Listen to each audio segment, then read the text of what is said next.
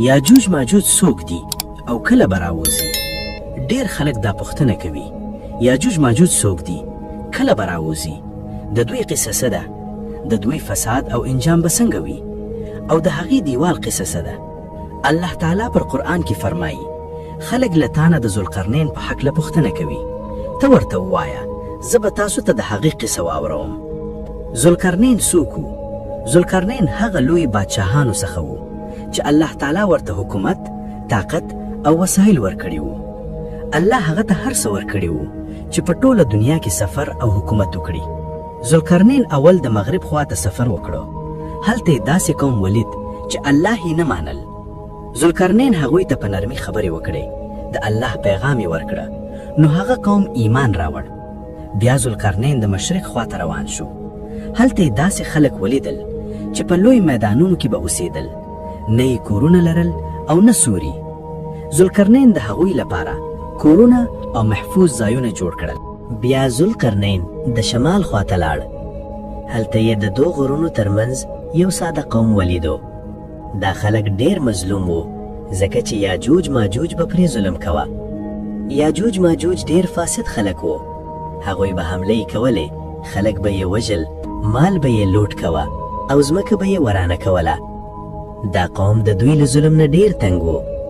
دله قوم ذوالقرنین ته وویل، ای ذوالقرنین، زموږ او د یاجوج ماجوج ترمنځ یو مضبوط دیوال جوړ کړه تر څو موږ د هغوی له ظلم نه بچ شو. ذوالقرنین د هغوی نه مزدوري وانخیسته، یوازې یې وویل تاسو راته لوها او اور بل کړئ. نو ذوالقرنین د لوها او تنبې یو ډېر مضبوط دیوال جوړ کړو، داسې مضبوط چې یاجوج ماجوج نه پرې پاس راختی شل او نه یې ماتولی شل. نبی کریم صلی الله علیه وسلم فرمایلی دی یاجوج ماجوج د حضرت نوح علیه السلام د زوی یافس نسل دی. هغوی انسانان دي خو ډېر طاقتور او جګړه مار دي. هغوی هره ورځ دا دیوال ماتولو ته کوشش کوي. کله چې لږ سوراخ ورکې وکړي نو وایي پاتې سبا کو، خو چې سبا راشي دیوال بیا هماغسې جوړ وي. دا کار به هماسې روان وي تر څو چې الله تعالی د دوی د وتلو اجازت ورنکي. کله چې الله یاجوج ماجوج ته اجازه ورکړي نو یاجوج ماجوج به راوځي او په ټوله ځمکه به خواره شي. د دوی فساد هغه به اوبه وڅښي، حتی چې د تبرستان جیل به هم وچ کړي. هر څه به وخوري، ونې، حیوانات او انسانان. بیا به دوی په غرور سره ووایي موږ د ځمکې خلک ووژل، اوس راسئ چې د اسمان خلکو سره جګړه وکړو. هغه به خپل نیزې اسمان ته وغورځوي.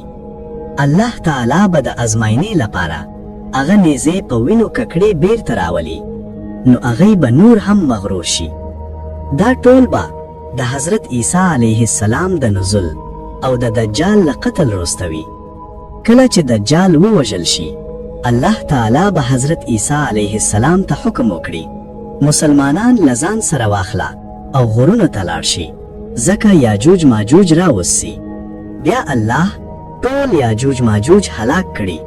هغه کیړۍ به د دوی له پوزو او د سر له شانه ووځي او ټول به په ځمکه مړه شي. ځمکه به د هغوی له بدبوی نه ډکه شي. بیا الله تعالی لوی مرغان راولیږي چې د هغوی لاشونه ډېر لرې ځای ته یوسي. وروسته به باران وشي چې ځمکه پاکه کړي. له دې وروسته ځمکه به تر مخه هم ششي، هر طرف به امن وي. سړی به د زمرې تر څنګ تیریږي او زمرې به څه نه وایي. په مار به پخه کیږدي خو نقصان به ورته نه رسیږي. د خلکو په ځوانو کې به حسد، دشمنی او کینه ختم شي.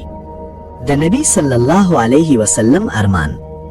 نبی کریم صلی الله علیه وسلم فرمایلی دی کاش زه په هغه وخت کې ژوندی وای او دا زمانه مې لیدلی وای.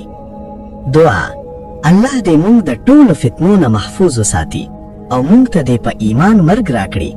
موږ دې له هغو خلکو وګرځوي چې د عیسی علیه السلام ملګري شي او د امن هغه دور وویني چې پکې باندې ظلم وي او نه دشمنی، یوازې سکون، سلامتی او د الله ذکر به وي.